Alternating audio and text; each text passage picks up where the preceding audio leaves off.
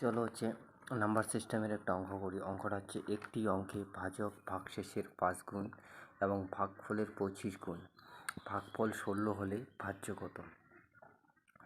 Option রয়েছে 6400, 6480, 400 আর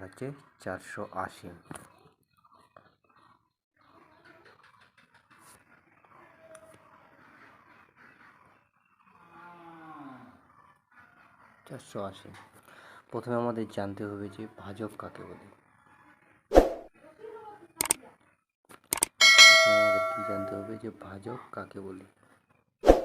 এইটা আমাদের ভাজক আর মাঝখানেরটা হচ্ছে আমাদের ভাজ্য। এটাকে বলে আমাদের ভাগফল, আর নিচেরটাকে বলে আমাদের ভাগশেষ। হলো। এবার এই ভাজ্যটা বের করার সূত্র হচ্ছে ভাজক ইন্টু ভাগফল প্লাস ভাগশেষ। পরের পেজে করতেছি। তাহলে আমাদের ভাজ্য বের করতে হবে। এখানে দেখো কি বলছে, তো আছে একটি অঙ্কে ভাজক ভাগশেষের 5 গুণ এবং ভাগফলের 25 গুণ, ভাগফল 16 হলে ভাজ্য কত? ভাগফল 16 দেওয়া আছে, এটা হচ্ছে ভাগফল, আর ভাজক হচ্ছে ভাগফলের 25 গুণ, মানে 25 ইন্টু 16, 25 গুণ।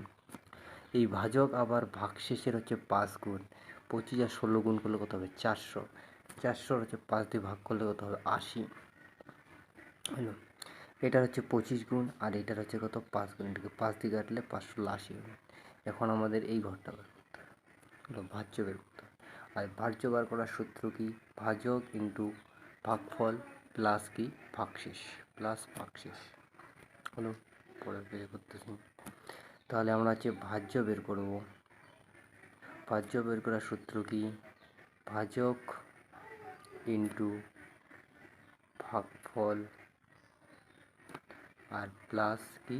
ভাগশেষ। হলো। তাহলে করে নিই।